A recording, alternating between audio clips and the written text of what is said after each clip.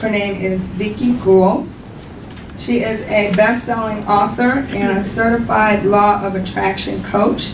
And tonight she is going to talk to you about how to use the law of attraction to grow your business. Let's give her a big warm welcome.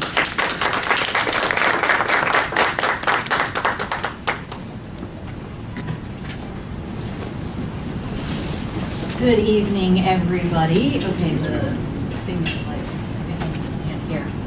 Or can we turn that off for It's just really in my eyes, so I guess I'll stand over here if that's all right with everybody.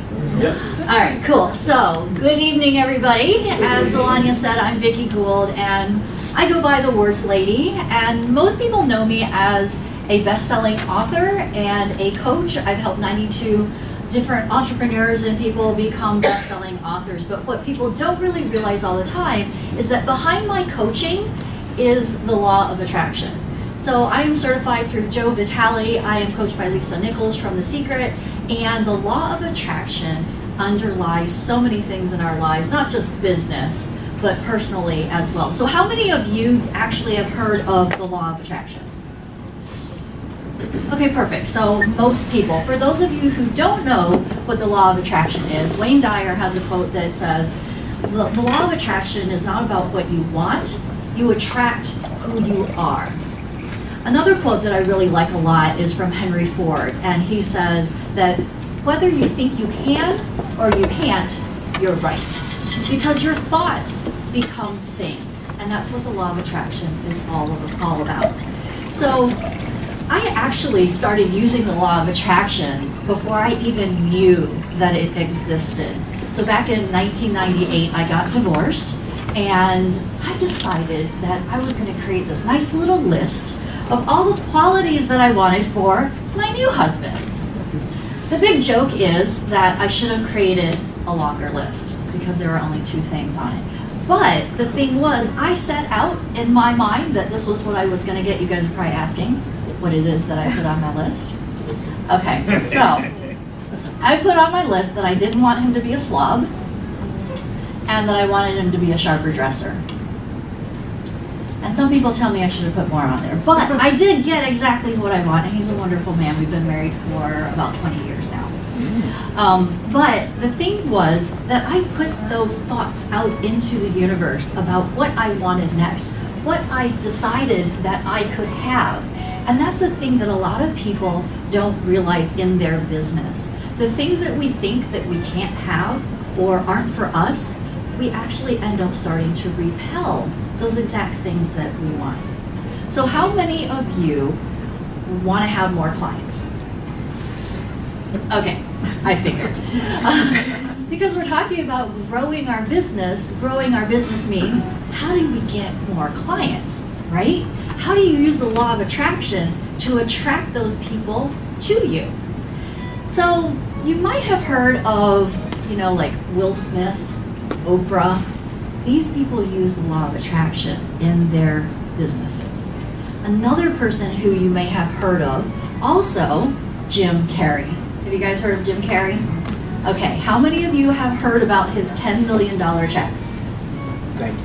All right, so some of you have heard this story. So basically what happened with Jim Carrey was he decided that he was going to make $10 million. And what he decided to do was write himself a check. And on that check, in the memo section, he wrote, "For acting services rendered."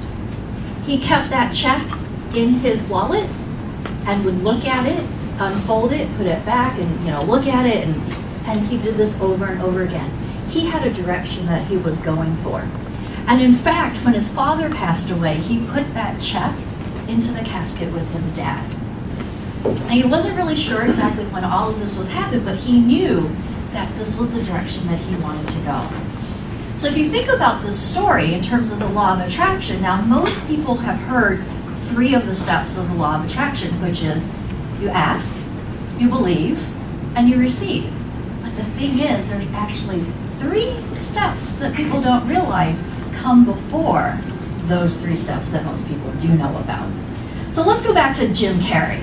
So he decided that he was going to make $10 million, right? So the one thing that he did was he was very, very specific. He didn't say, I just want to be wealthy. He didn't just say, I'm going to get a movie contract.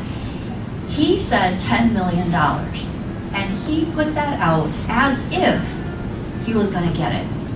Now the other thing was that because he knew, he put in the memo line for acting services rendered, right, Kevin? Yep. So he knew exactly what he was going to do in order to get the $10 million. Now some people, if you watch The Secret, one of the things that people criticize The Secret for, that they missed, is that you're supposed to think, and you're supposed to believe it's going to come to you, and all of a sudden Oprah shows up on your door and you didn't have to do anything except watch TV. Now that's not the way it works, because there's the law of right action. There's a law of gestation that also goes with the law of attraction. So where The Secret left off is that for Jim, he knew exactly what he was going to do, acting services rendered for that $10 million. And he also knew that if he just continued to believe and just continued to go in that direction, that he was going to make it, right? So let's go back to those 6 steps, right? So we have the ask, receive, believe. We'll get back to that in a second. But the 3 steps that people usually don't know about is that they have to decide to change their negative thoughts into positive thoughts, right, Ray? So, it's impossible to never have a negative thought in your head, like if you really think about it, right? You would probably, if this was what was expected of you, think you were failing every day, because we have those thoughts that come in. Maybe not as much as every day, hopefully, but they're gonna come in. It's what you do with those negative thoughts then, when they come in. So the first thing you need to do is identify and realize that these negative thoughts do happen, but how are you going to switch those around, right, Stacey? Right. So you switch them, kind of like saying, you know what, that's not for me. That negative thought doesn't apply to me. A lot of times we do things like, I'm not enough, I'm not worthy, this isn't, So all those nots and all the shoulds that are in your head, you turn those into positive things that you can or be or do instead, right? The second thing is you want to know exactly what you don't want. Now, this might sound like a negative thing, but the thing about it is you need to know what you don't want in the vision of where you're going so that it's not part of your vision. You don't think about what you don't want because you're going to obsess about it. Okay, does that make sense? So really what's happening is you create this vision, you know exactly what you don't want so that you can create what you do want, because the third step is to know exactly what you want, right? The second was so that you could toss them out and then you don't go there anymore, right? The third step is know what you want. And now that you have these things in your vision, whatever it is that you want, 10 clients by the end of November, right, Colette? Or maybe, Michelle, you want 3 purchases by the end of this week. Or, you want to hit certain numbers in your business, right? Be very specific, know what you want and where that vision and what it all looks like. And then we get to these steps that most people know, the ask. So you need to ask for exactly what, I'm sure you've heard, right? If you don't ask, you don't get. You've probably heard that before. So if you're not gonna ask, you're probably not gonna receive. So you ask the universe or God or spirit or divine, I'm not here to push any sort of religion or spirituality to anybody, but whatever you call it, you ask. And you ask that with then the 4th step, believing that you're going to receive, believing that it's already coming to you. Visualize those people already on their way to you, right? And then the last step is to receive. So how many of you, when somebody says something nice, kind of go, kind of shrug it off? You look really nice today. Thanks, and then you go into, but my hair didn't turn out right, and the humidity made it fuzz up, and you know, all those things, right? We tend to deflect, but when you are going to really truly receive, you need to receive with open arms. You need to receive and be grateful for. And here's one of those things about being thankful. You can be thankful for everything that you have. Your wonderful children, your brand new car, the house that has heat in it. You can be thankful for all of those things, Rosalind, and still want more. There's nothing wrong with that at all. And I think sometimes we make ourselves wrong because we say, oh, if I was really thankful or grateful, I wouldn't want anything else. I could be satisfied with what we have or what I have right now. And the thing about it is, you can take a stand for the and. One of my old coaches used to say this all the time. Take a stand for the and. You can have this and you can have that. One of the other things that I notice a lot of people think is, if I take from Jim's bucket, like I'm thinking I'm taking from Jim's bucket, if I get something, that if I have something, somebody else in the world is going to go without. And that's not really true. Because the universe is so abundant that there's enough for all of us to have our buckets overflowing. So just because I have something doesn't mean that, is it Ellen? Ellie isn't going to have something. I can have something, and I can have it all. And Ellie can have it all in her life as well. And nobody's taking from anybody's bucket, right? So, in your sheets here, I have a little sheet that should be on the last one. Oh my gosh. It looks like, well, maybe this table didn't get them. The white one? Yes. No. Like this? Like this. Yes, like that. Rosalind, would you mind? Thank you, thank you. So because we're talking about attracting clients, right? Attracting more business growth, that we could do this exercise. So, and, okay, those of you who don't like to participate, I'm just gonna tell you right now, you're gonna have a partner, so you're gonna be required to participate. You have to do it. So, the very first question says, what are the qualities of your ideal client? The second is, what do they cry at night to their friends about? Like, if they were really struggling with something that you could help them with, what is that thing that is a big pain point in their life that you could solve? How would you like your ideal client to come to you? What is the way that you like? Referrals, through social media, through ads, through knocking on doors. Okay, none of us like knocking on doors, right? I did that as a stockbroker. Okay, and those of you who are overachievers, do not look at the box at the bottom. Just answer the questions on the top.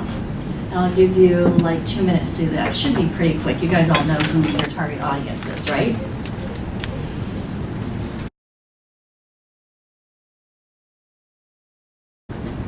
Got that? All right, cool. Now we can go to the little square that you have underneath that looks like this. It's a little picture frame. So based on what you have written now, and here again for those perfectionists, there's no right, there's no wrong, there's no judging. Nobody's gonna come tell you that your picture is bad. Everything goes, right? So what I want you to do is, if you guys could just all close your eyes for just a second, all right? Visualize and imagine that perfect, absolute perfect client that you want to walk through your door, all right? What does he or she look like? What kind of qualities does she have? Where does she live? Where he live? What What's their family like? What kind of business do they have? What job do they have? All right, imagine them coming closer and closer and closer to you. And they're coming closer so that you can actually see them. They're getting closer for you to meet. All right? And then once you have that vision in your head, open your eyes and draw a picture of that person. Now, if it needs to be a stick figure, it's okay. All right? Because whatever vision you have in your head, you'll know what that stick figure represents. So go ahead and draw the person who's your ideal client, the perfect one, the one you wish you had 100 of in that box.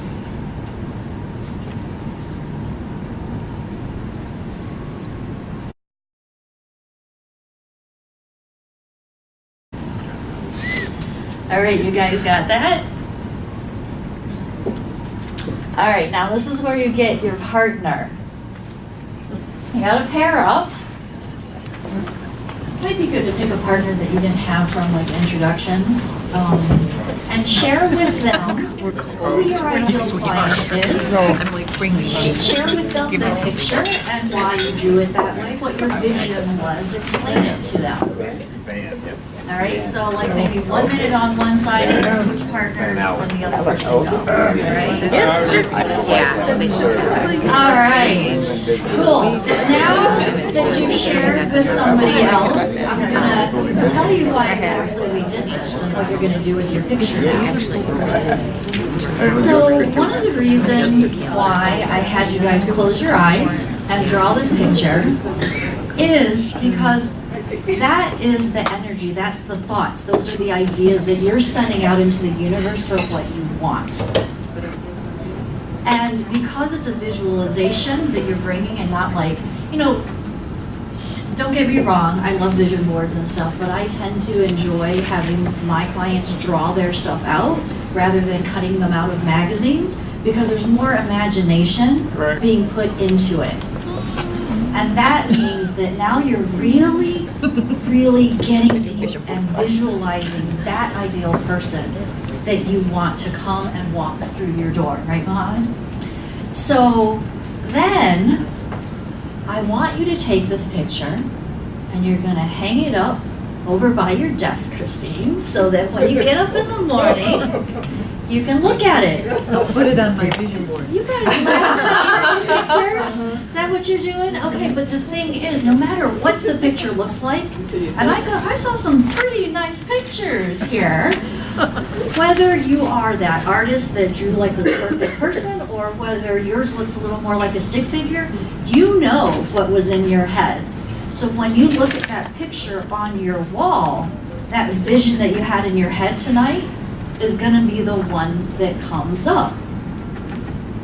And that is how you're going to start using the law of attraction to attract and manifest and bring this client in. Sometimes, and the best times to visualize are right before you go to bed and right when you get up in the morning. Because when you're going to bed, you're putting those thoughts in and your subconscious starts to go to work on them while you're asleep. And when you wake up, your subconscious is still starting to wake up as well. And a lot of things in our lives are driven by the subconscious. So you want to put that picture in there and you can think about it again in the morning. Now, for those of you who just learned about the law of attraction today, there are plenty of different ways to get better at the law of attraction. You know, it's kind of like levels. Donkey Kong, right? Okay, so that ages me, but Donkey Kong is one of my favorite things, Pac-Man as well. But you know, there's levels. You have to get through something, level 1 before you can get to level 10. You can't just jump to level 10 and be proficient at level 10, right? You're basically gonna die before you get to the first ladder. But that's the same in a lot of things that we do in life, right? We tend to want to be so good at something, so perfect at something right away. And the fact of the matter is, law of attraction, like anything else, takes practice. You have to get into a habit. So start with things that are small. because then your brain will start to believe that it actually is going to work for you. So one of the things that I'm really great about manifesting is front row Joe parking spots, and that's what we call that at my house. My husband, on the other hand, poor guy, it's so funny. Every time I get up to speak, I tell stories about my husband, and I go home and tell him that I told stories. And so many people know about him, and he's just like, ugh. Every time you tell a story, it probably gets more exaggerated every time you tell it. But the kids know that when they're in the car with Dad, they're not going to get front row Joe because he's a poo-poo platter. So we call him poo-poo platter because sometimes his negativity shows up. I'm saying sometimes. He's getting a lot better about it. So when we go to the grocery store or when we go to the mall, we always end up having this spot that's like way out there because he's driving. But when the kids drive with me, I manifest front row Joe. We usually get that first or second spot. So they always want to be in the car with me. You know how sometimes you drive places and the kids will say, okay, I'm driving with Dad. For some reason you have 2 cars. They ride with me when they want the front spot. So start with something small in your life that you can see that this thoughts become things. This law of attraction is going to work for you, because as soon as you start doubting it, that negative thought is going to come in and you're like, oh, this doesn't work for me, it's for other people. And it's not true. The law of attraction is like gravity. Whether or not you know it's working and you feel that it's working or you're aware that it's working everywhere. So take your picture, put it up in your office or wherever you want. What I would love is if you would take a snapshot of wherever you decide to hang it, because I know everybody's going to hang it, right? Right. Right? Yeah? Yeah. Okay. Take a picture of it, and then you can post it on social media or tag me or whatever. I don't know. Would it be okay, Zalani, if they like put it in the NEA or something? Is there something they could post a picture in? They can post it on our Facebook page. Okay. So do that. Tag me if you want. I would love to see where you guys are posting.